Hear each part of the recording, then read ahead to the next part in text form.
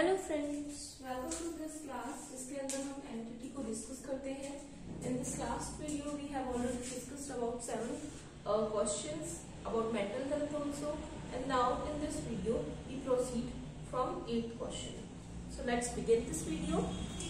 देखिए 8th question है, what are the relations and of education and mental health.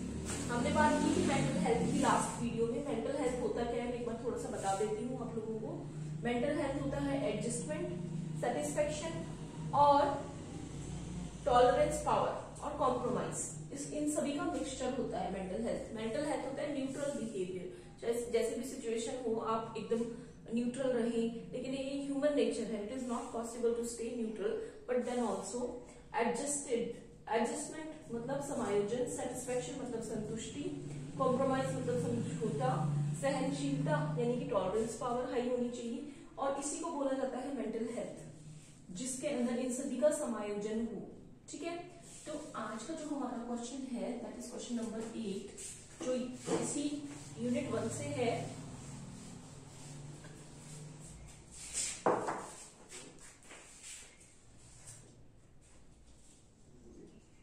Unit 1 जिसके अंदर हम डिस्कस कर रहे हैं relation of education and mental health. Relation of education and mental health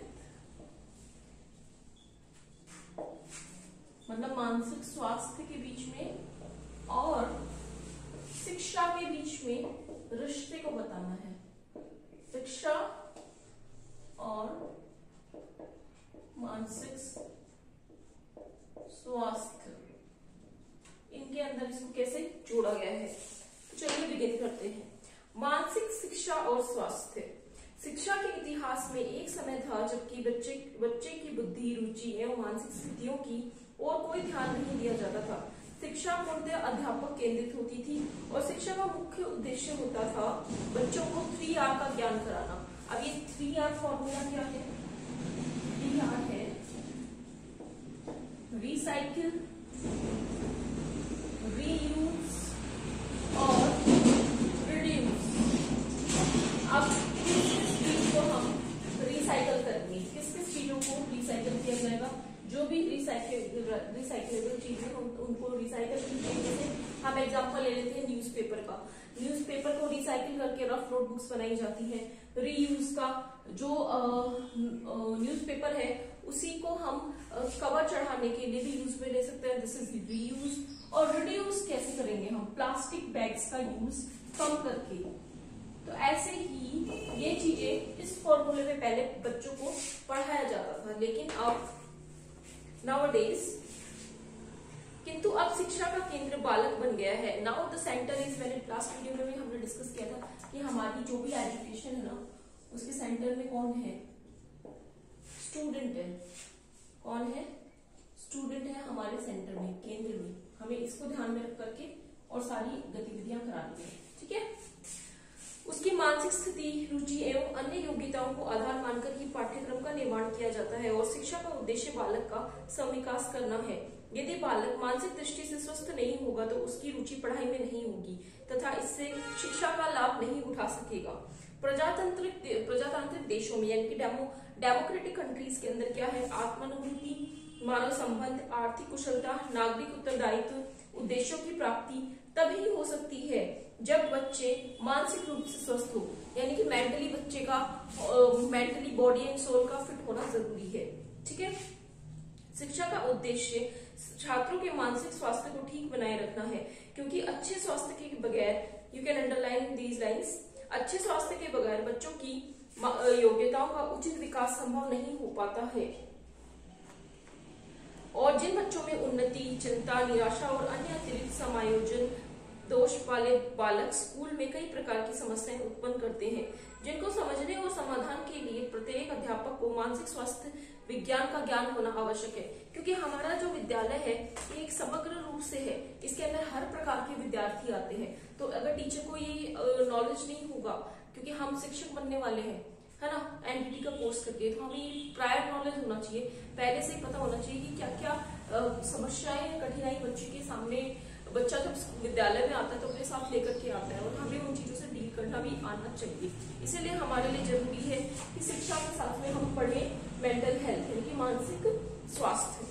okay, मानसिक स्वास्थ्य पर घरेलू प्रभाव तथा विद्यालय का प्रभाव। अब मेंटल हेल्थ पे बच्चे का घरेलू प्रभाव भी पड़ता है और विद्यालय का प्रभाव भी पड़ता है, दोनों ही बच्चे को इफेक्ट करते हैं। कैसे? उच्च आदर्श, प्राय माता पिता को की वैयक्तिक भिन्नताओं का विचार किए बिना ही बच्चों के लिए उच्च आदर्शों का निर्माण कर लेते हैं। बच्चे जब उन आदर्शों की पूर्ति नहीं कर पाते तब मानसिक असमायोजन की वृद्धि होती है। अगला है घरेलू प्रभाव। बालक के स्वास्थ्य पर घर का प्रभाव पड़ता है। बालक की हेल्थ के ऊपर किसका प्रभाव पड़ रहा है? घरेलू प्रभाव पड़ रहा है। ठीक है, घर पर ही इसका विकास होता है, घर में ही हम उसको विकसित करते हैं। इसकी बदलती सामाजिक मान्यताएं घर को प्रभावित कर रही हैं और बालकों के पोषण पर उनका समस्या के रूप में हो रहा है। घर पर प्रभाव पड़ने वाले तत्व कौन से हैं? मतलब घरेलू प्रभाव क्या हो सकते हैं? बच्चे की मानसिक स्थिति को प्रभावित करने वाले घरेलू प्रभाव क्या हो सकते हैं? आइए देखिए। माता पिता का व्यवहार, परिवार में तनाव, घर का अनुशासन। माता पिता का व्यवहार कैसा है? अगर माता पिता लड़ते झगड़ते रहते हैं तो उससे क्या है, घर परिवार में माहौल अच्छा नहीं रहेगा और इसका सीधा प्रभाव बच्चे के मानसिक विकास पर पड़ेगा। जिन घरों में माता पिता का व्यवहार बालक के प्रति अच्छा नहीं होता वहां भी बालक असमायोजित हो जाते हैं। ऐसे परिवारों में बालकों की अवहेलना होती है। अगला है परिवार में तनाव। भारतीय परिवार में केवल माता पिता और बच्चे ही नहीं होते बल्कि दादा दादी, ताऊ ताई, चाचा चाची आदि अनेक सदस्य होते हैं जिनका बच्चों के साथ विभिन्न बर्ताव होता है। परिवार के तनाव का बच्चों के मस्तिष्क पर बुरा प्रभाव पड़ता है। घर का अनुशासन, घर के अनुशासन का बच्चे के विकास पर गहरा प्रभाव पड़ता है, लेकिन दुर्भाग्यवश हमारे देश में निरक्षरता के कारण अनुशासन का कोई स्तर नहीं है। कहीं पर बच्चों को पूर्ण स्वतंत्रता है, कहीं पर तो बच्चों को पूरी स्वतंत्रता है, मतलब कई जगह पे तो बच्चों को पूरी स्वतंत्रता है, तो कहीं पर दुर्भाग्यवश हमारे देश में निरक्षरता के कारण अनुशासन का कोई स्तर नहीं है। कहीं पर बच्चों को पूर्ण स्वतंत्रता है तो कहीं पर बच्चों को जरा सी गलती पर सजा दे दी जाती है। यानी कि अनुशासन ऐसा है कई परिवारों में तो बहुत ही जटिल है या बहुत ही कठोर हम कह सकते हैं कि अगर छोटी सी मिस्टेक भी बच्चा कर देता है तो उसी पे उसको आप पनिशमेंट दे रहे हो। और कई परिवारों में ऐसा है कि एकदम लचीलापन है कि बच्चा चाहे कितनी से कितनी बड़ी भी गलतियां कर दे उसको घर परिवार में ही कोई पनिश नहीं करता है, तो ये आगे जाके आपराधिक गतिविधियों में ऐसे बच्चे जो है लिप्त हो जाते हैं या सारा ब्लेम टीचर पे ही डाल देते हैं। कई बार बच्चे ऐसे भी देखे हैं और गार्जियंस भी क्या है बच्चे का ही सपोर्ट करते हैं। तो ये इस तरह की कई फैमिली, जैसे स्कूल में हम देखते हैं बच्चे आते हैं हमारे पास में तो हर तरीके का फैमिली बैकग्राउंड आता है। कई एजुकेटेड भी होते हैं, कई अनएजुकेटेड भी होते हैं। देन ऑल्सो मतलब वो बच्चे का फेवर तब नहीं करते। अगर वो बच्चा गलत कह रहा है कोई बात तो उसका कठोरता से क्या कह सकते हैं हम, उसका कठोरता से उस चीज को समझाते हैं बच्चे को कि यहाँ इस जगह तुम गलत हो और यहाँ टीचर की गलती नहीं है। लेकिन कई बार क्या होता है कि बच्चे की बात घर वाले मान लेते हैं, बच्चे से ही इन्फ्लुएंस हो जाते हैं और सीधे टीचर पे ही आ जाते हैं चढ़ने। तो ये अपन भी हम जैसे अपन लोग सब टीचिंग फील्ड में है तो हम सब ये चीजें डे टू डे लाइफ में देखते ही हैं कि किस किस तरह की कैटेगरीज होती है। ठीक है, नेक्स्ट है अध्यापक का व्यवहार। अब टीचर का बिहेवियर भी इम्पोर्टेंट रोल प्ले करता है किसमें, शिक्षा और मानसिक स्वास्थ्य के अंदर। देखिए अध्यापक का व्यवहार, अध्यापक का स्थान विद्यालय में बहुत महत्वपूर्ण होता है। उसका व्यक्तित्व बच्चे के व्यक्तित्व को निरंतर प्रभावित करता रहता है। यदि अध्यापक का व्यवहार पक्षतापूर्ण है या वह सामान्य रूप से बच्चों के प्रति सहानुभूति नहीं रखता है या बच्चों को अत्यधिक दंड देता है तो ऐसे अध्यापक से बच्चे भयभीत रहते हैं, डर के रहते हैं। निरंतर भय मानसिक स्वास्थ्य को खराब, मतलब ज्यादा डरोगे तो उससे क्या है मानसिक स्वास्थ्य खराब हो जाएगा। ठीक है, मतलब ज्यादा डरना भी उचित नहीं है तो ज्यादा कठोरता भी उचित नहीं है तो ज्यादा लचीलापन भी उचित नहीं है।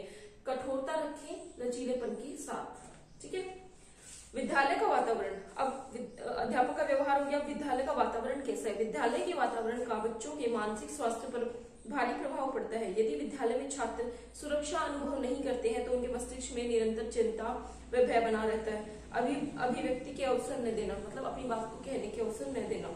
जिन विद्यालयों में छात्रों को विचार व्यक्त करने की स्वतंत्रता नहीं दी जाती है वहीं पर छात्र भय के कारण अपने विचार व्यक्त करने की इच्छा का दमन करते हैं जो मानसिक स्वास्थ्य पर गलत प्रभाव डालती है। परीक्षा प्रणाली। अब एग्जाम प्रणाली कैसी हो। परीक्षा प्रणाली पर भी बालकों का मानसिक स्वास्थ्य निर्भर करता है। यदि परीक्षा प्रणाली ऐसी है जिससे बालक की परीक्षा का ठीक मूल्यांकन नहीं हो पाता है तो बालक की योग्यता का सही पता नहीं लगेगा और इस प्रकार बालक वातावरण में अपने आप को समायोजित नहीं कर पाएगा। मतलब अगर परीक्षा प्रणाली कैसी है, मतलब जैसे अभी स्कूल्स में हो रहा है, बच्चों को पता ही नहीं है, उनके एग्जाम्स लिए जा रहे हैं। जैसे जो बच्चे अभी 11th में है, 11th से 12th में गए हैं, उनके अभी राजस्थान बोर्ड वाले एग्जाम हुए ही नहीं और एक दिन पहले उनको बताया जाता है कि नेक्स्ट डे आपका एग्जाम है। तो इस तरह के एग्जाम्स का फिर कोई वैल्यू नहीं, क्योंकि इनका इवेल्युएशन कैसे करोगे आप। बच्चा जब प्रिपेयर ही नहीं, एग्जाम के लिए रेडी ही नहीं है, तो आप उनको पेपर दे रहे हो, क्वेश्चन पेपर दे रहे हो, सॉल्व कर रहे हो एक दिन पहले। तो ये चीजें क्या है, थोड़ी सी परीक्षा प्रणाली जो है कि इस तरह की परीक्षा प्रणाली बच्चों को मानसिक तनाव की ओर लेके जाती है। ठीक है, हमारा नेक्स्ट क्वेश्चन है। इस पूरे क्वेश्चन के अंदर हमने क्या पढ़ा, एजुकेशन के बारे में पढ़ा और मेंटल हेल्थ के बारे में पढ़ा। एजुकेशन के बारे में हमने ये जान लिया कि भाई एजुकेशन जो है डायरेक्टली और इनडायरेक्टली किस पे डिपेंड है, मेंटल हेल्थ पे, यानी कि मानसिक स्वास्थ्य के ऊपर निर्भर करती है। मानसिक स्वास्थ्य पर इसलिए निर्भर करती है क्योंकि मानसिक जो स्वास्थ्य है बच्चे का, वो ही हमें ये चीज बताता है कि हाँ अब बच्चा परिपूर्ण रूप से सीखने के, समझने के योग्य है या नहीं, या कौन कौन से ऐसे कारक हैं जो मानसिक स्वास्थ्य को सुधारने में या इसको बिगाड़ने में महत्वपूर्ण भूमिका निभाते हैं। जैसे हो गया बच्चे का घर का परिवेश, माहौल, विद्यालय का, शिक्षक का और विद्यालय का जो वातावरण है वो, तो ये सभी हमने कारक इसमें डिस्कस किए हैं। नेक्स्ट हमारा क्वेश्चन है explain the role of school in child development, जो हम नेक्स्ट वीडियो में कवर करेंगे। Till then bye bye, take care and आपको अगर ये वीडियो अच्छा लगे तो do share, subscribe and like also. Thank you.